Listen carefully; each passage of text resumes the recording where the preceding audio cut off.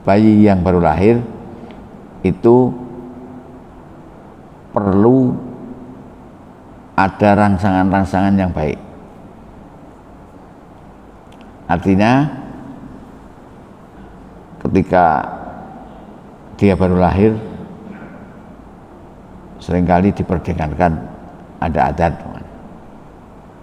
Itu walaupun itu ada yang percaya dan tidak, ya minimal itu adalah kondisi yang bagus untuk pertama kali bayi yang baru lahir itu mendengarkan suara yang bagus. Demikian juga nanti dia ketika setiap harinya harus diasuh dalam kondisi dengan rangsangan-rangsangan yang bagus, dengan makanan-makanan yang juga bagus, sehingga tidak kekurangan gizi, demikian juga tidak memberikan kondisi yang tidak baik secara psikologis.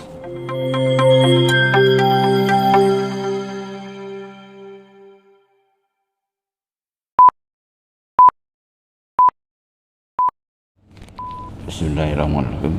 Assalamualaikum warahmatullahi wabarakatuh. Alhamdulillahirrabbilalamin. Asyhadu an la ilaha illallah wa asyhadu anna Muhammadar Rasulullah. Allahumma sholli ala Muhammad wa ala Muhammad kama shallaita ala Ibrahim wa ala Ibrahim wa barik ala Muhammad wa ala Muhammad kama barakta ala Ibrahim wa ala Ibrahim fil alamin innaka Hamidum Majid. Bapak Ibu jamaah Darussalam saya hormati, pagi ini akan kami lanjutkan bincang-bincang tentang kesehatan jasmani. Namun kesehatan jasmani ini terkait juga dengan kesehatan psikologis. Psikologis itu ya bukan jasmani, tapi masuk dalam arena bahasanya kesehatan jasmani. Mungkin kita masih ingat salah satu fenomena yang pernah terjadi, yakni dulu sekitar tahun 90-an mungkin ya, atau 2000-an mungkin, ada petinju yang namanya Mike Tyson. Nah, petinju Mike Tyson itu ganas. Begitu muncul, semuanya musuhnya dikalahkan dalam satu ronde pertama kalah semua. Itu dengan cerita bahwa dia itu dibesarkan di daerah Amerika yang namanya Brooklyn. Brooklyn itu daerah yang penuh dengan kekerasan. Maka dia tumbuh dengan perangai yang begitu keras. Kalau dia ada pertandingan tinju, maka rata-rata musuhnya akan di KO dalam ronde pertama. Namun kalau pada ronde pertama musuhnya tidak bisa KO, maka bisa dialamatkan berikutnya Mike Tyson yang menjadi kalah berikutnya, tidak bisa memenangkan pertandingan. Itu latar belakangnya, bahwa di daerah Brooklyn itu daerah yang penuh kekerasan, sehingga Mike Tyson tumbuh dengan perangai yang seperti itu. Nah, sehingga lingkungan, atau mungkin lingkungan yang dibuat oleh manusia, atau lingkungan masyarakat, atau lingkungan keluarga, itu sangat berpengaruh kepada bagaimana kondisi psikologis seseorang akan dalam kehidupannya, ya. Sehingga ini menjadi bisa dijadikan suatu pokok bahasan, di mana bahwa lingkungan di keluarga maupun lingkungan di masyarakat itu akan mempengaruhi seseorang tumbuh dalam kehidupannya. Nah, sementara itu mungkin ini ada tahapan-tahapan yang perlu kita pahami. Jadi kalau ada di kita, jadi biasanya mulai dari memberi lingkungan di kehidupan yang masih di dalam perut, artinya dalam kandungan, kemudian kehidupan pada masa kanak-kanak, dan kehidupan pada masa pertumbuhan remaja, dan pertumbuhan juga, kehidupan pada waktu dewasa.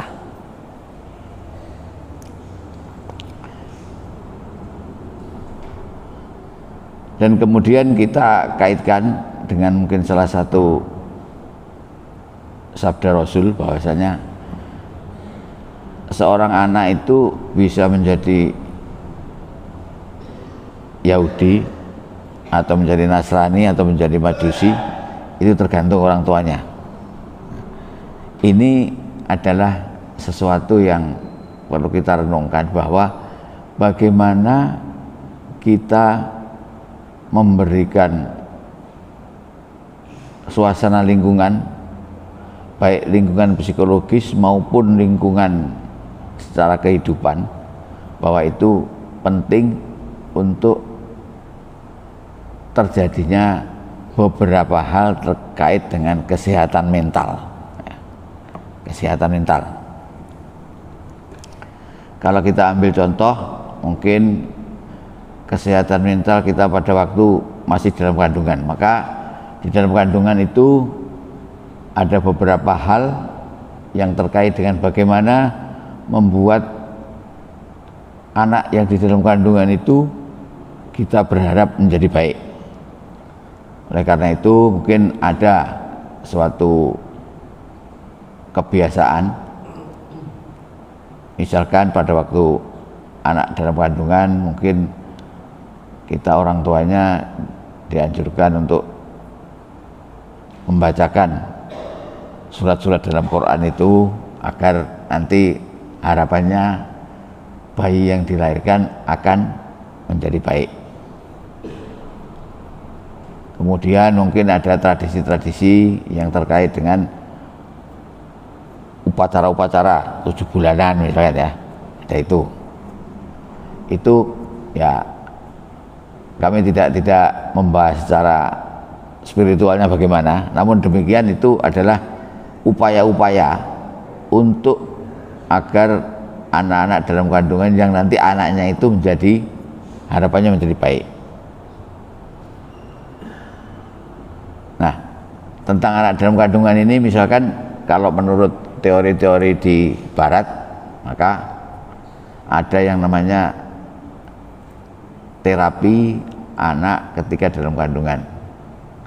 Ada beberapa hal yang terkait, mungkin kalau kita baca di media sosial itu, bagaimana membuat suasana orang hamil itu menjadi baik. Karena kalau orang hamil itu suasana psikologisnya tidak dibuat baik, maka dia juga berpengaruh kepada bayi yang dikandungnya. Misalkan kalau dia pada hamil muda, kemudian dalam kondisi stres berat, bisa-bisa janinnya itu mengalami keguguran. Sehingga karena lingkungannya tidak kondusif, itu bisa menyebabkan keguguran. Demikian juga ketika seorang ibu itu mengandung, hamil, ya, ada beberapa hal yang dianjurkan. Maka dulu kesehatan, makanan-makanan yang harus dikonsumsi, di antara itu adalah memberi suasana pada janin. Maka orang ibu kalau hamil itu tidak boleh kekurangan gizi, semuanya. Seorang ibu yang hamil maka harus makan makanan yang lebih banyak daripada orang yang tidak hamil, semuanya.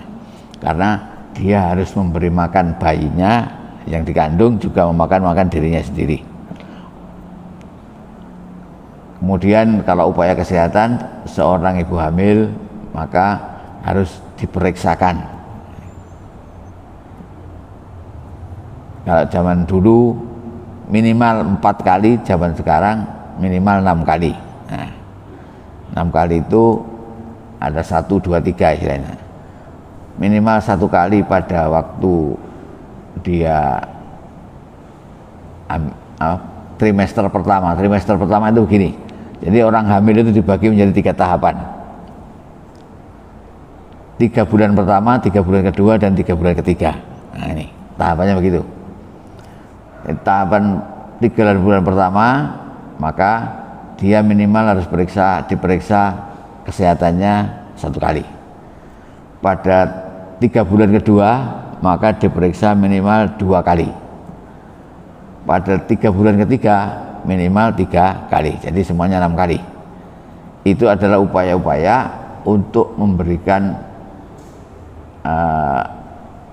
agar janin yang dikandungnya itu, baik ibu yang mengandungnya itu diharapkan menjadi baik. Itu diperiksa demikian. Demikian juga dilakukan vaksinasi. Jadi orang hamil itu divaksinasi. Maksudnya janin yang dikandung nanti biar mempunyai kekebalan tertentu. Misalkan ada vaksinasi kepada tetanus, karena tetanus itu pada waktu bayi lahir itu seringkali timbul tetanus kalau pada perawatan yang tertentu, maka ibu hamil divaksinasi tetanus. Oleh seperti itu, agar bayinya nanti tidak kena tetanus. Demikian juga tadi gizi yang seharusnya dimakan seperti ini. Kemudian dia juga harus melakukan kegiatan olahraga tertentu. Ada senam ibu hamil dan sebagainya. Nah, itu diharapkan akan memberikan kondisi yang positif kepada janin yang dikandung. Itu upaya yang harus dilakukan pada waktu manusia masih dalam kandungan. Ya, belum lagi nanti yang tadi kalau ada upaya-upaya membacakan, ada yang harus berdoa pada sebelum ditiupkan roh.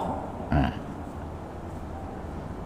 ditiupkan rohnya kita harus berdoa moga-moga roh yang ditiupkan nanti menjadi bagus. Nah, mungkin ada kebiasaan, ada ngaji surat, ada surat Yusuf, surat Maryam dan sebagainya. Mungkin ngaji Al-Quran yang bagus agar nanti bayi yang dikandungnya demikian juga menjadi bagus. Itu adalah upaya-upaya spiritual yang mendukung kondisi yang untuk setelah fisik. Jadi semenjak manusia di dalam kandungan, maka lingkungan dan perilaku itu sudah harus dikondisikan. Jangan sampai orang yang hamil itu dalam kondisi-kondisi yang tidak baik. Mungkin ada hal yang juga yang seringkali di orang hamil, jangan membenci ini membenci itu umpamanya. Nah, itu juga berpengaruh secara psikologis. Maka kondisi psikologis, kondisi lingkungan kita itu akan berpengaruh kepada kondisi psikologis pada waktu bayi dilahirin itu pada waktu hamil ya. Kemudian kalau bayi itu sudah lahir, maka kita juga harus memberi kondisi yang baik kondisi dalam keluarga maupun kondisi lingkungan, karena bayi yang baru lahir itu perlu ada rangsangan-rangsangan yang baik.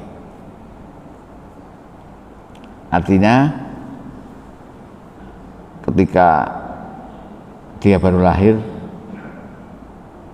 seringkali diperdengarkan ada adzan. Itu walaupun itu ada yang percaya atau tidak, ya minimal itu adalah kondisi yang bagus untuk pertama kali bayi yang baru lahir itu mendengarkan suara yang bagus.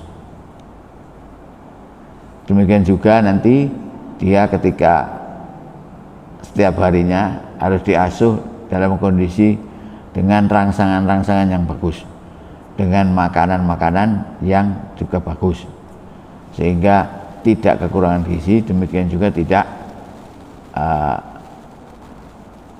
memberikan kondisi yang tidak baik secara psikologis. Karena bayi yang baru lahir itu juga perlu kondisi itu, dikondisikan seperti itu. Nah, kalau dia nanti tumbuh menjadi anak, maka anak itu juga perlu mempunyai lingkungan yang positif. Artinya anak-anak yang seringkali dibesarkan dalam kondisi-kondisi kekerasan, maka dia seperti tadi, contohnya Mike Tyson tadi seperti itu. Anak yang dikondisikan dalam suasana kemanjaan, maka biasanya dia juga tidak akan tahan kepada kondisi-kondisi yang nanti pada kehidupannya kalau ada tekanan dan sebagainya, dia tidak akan kuat dalam itu. Demikian juga anak yang dikondisikan dalam kondisi misalkan semua tidak benar yang dilakukan atau selalu dicela, seringkali dia nanti kalau besar juga akan mudah mencela, karena pada waktu anak-anak saya sering dicela. Nah, itulah anak-anak belajar dari lingkungan. Maka betapa pentingnya membuat lingkungan ini agar kehidupan kita menjadi baik. Oleh karena itu zaman sekarang ada yang namanya istilah bullying. Nah, anak-anak kalau dibully itu akan ya sampai ada yang bunuh diri dan sebagainya karena dibully. Jadi mungkin kondisi psikologisnya dia yang kurang kuat. Oleh karena itu anak-anak itu memang harus dididik dalam kondisi yang serba lengkap. Artinya mungkin dia juga pernah menerima dicaci atau dibully, tapi tidak secara terus-menerus. Dia juga tidak perlu dipuji, tapi tidak dipuji secara terus-menerus. Artinya itu memberikan kondisi yang lengkap, karena kehidupan ini memang ya berwarna-warni. Ada pujian, ada cacian, ada kekerasan, ada yang harus tahan uji dan sebagainya. Itu adalah ketika anak. Makanya itu ada istilah sekarang itu mungkin yang lagi beberapa tahun terakhir, misalkan autis, anak yang autis. Autis itu juga karena ada faktor lingkungan yang membuat dia itu autis. Di samping itu juga ada kelainan di dalam sistem organ yang bisa menyebabkan autis. Tapi banyak itu juga karena faktor lingkungan membuat anak itu autis. Autis itu adalah hidup di dunianya sendiri, istilahnya gitu. Hidup di dunia sendiri. Jadi walaupun orang sekitar begini, dia tetap aja tidak bisa adaptasi dengan lingkungannya. Maka dia harus dilatih di ini dan sebagainya. Autis itu adalah kondisi-kondisi yang mungkin. Demikian juga pengasuhan dalam misalkan anak laki-laki ketika masih kecil, masih anak itu, dikasih mainan perempuan, itu juga bisa berpengaruh kepada pertumbuhannya nanti. Anak laki-laki diperlakukan sebagai perempuan pokoknya, itu juga bisa berpengaruh, maka muncul nanti gangguan-gangguan psikologis yang menyebabkan dia itu berperilaku seperti perempuan. Demikian juga anak perempuan yang diperlakukan sebagai laki-laki, itu juga seringkali nanti dalam proses kehidupannya dia juga bisa bersifat seperti laki-laki. Demikian juga umpamanya ada suatu saudara, ada 4 bersaudara, dari 4 itu satunya laki-laki, yang 3 perempuan. Nah, karena dia dalam kehidupannya itu bersaudara dengan perempuan, ya, artinya dia akan berpengaruh nanti pada waktu pertumbuhannya itu, bagaimana dia menyikapkan kepada perempuan dan sebagainya. Demikian juga sebaliknya, kalau tidak ada 4 anak, yang 1 laki, yang 1 perempuan 1, yang 4 laki, yang 3 laki semuanya, itu juga akan berpengaruh kepada proses kehidupannya. Ini oleh karena betapa pentingnya kita memberikan perilaku-perilaku, kondisi-kondisi yang lengkap kepada seorang anak agar pertumbuhannya juga lengkap. Makanya itu anak tidak boleh dimanja terus, suatu ketika harus dilakukan, harus dia dimandirikan, dilakukan agar dia mempunyai daya juang yang bagus. Karena kalau dia dalam kondisi manja terus, daya juangnya tidak bagus, dia tidak akan mempunyai spirit perjuangan yang baik. Itu adalah kondisi-kondisi yang juga demikian juga orang dewasa pun, kalau kondisi lingkungannya itu tidak kondusif, maka dia juga membuat gangguan-gangguan pada psikologisnya. Jadi gangguan psikologis itu juga dipengaruhi oleh kondisi lingkungan. Jadi makanya itu ada terakhir-terakhir ini fenomena, misalkan ada seorang bapak sampai membunuh istri 4 anaknya, seperti itu ya, karena kondisi psikologis yang kurang kondusif bisa menyebabkan hal-hal seperti itu. Oleh karena itu, marilah kita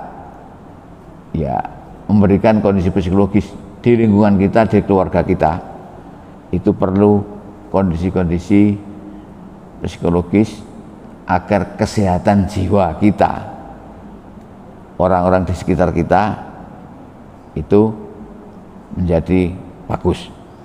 Karena betapa tidak bagusnya kalau kita hidup di dalam kondisi yang tidak bagus, itu akan berpengaruh kepada kesehatan jiwa. Jadi kalau kemarin kita bahas tentang kesehatan fisik, ini kesehatan jiwa juga sangat dipengaruhi oleh lingkungan.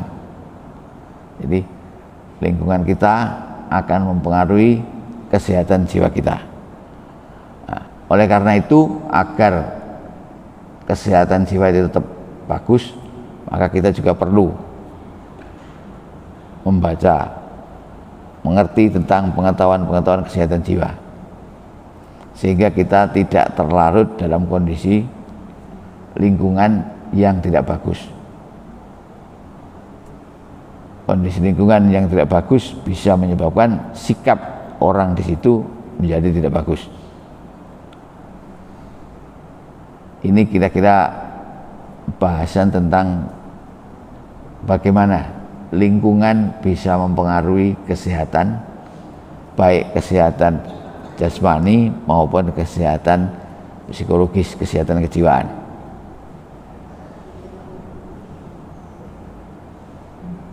Mungkin itu yang bisa kami sampaikan pada kali ini.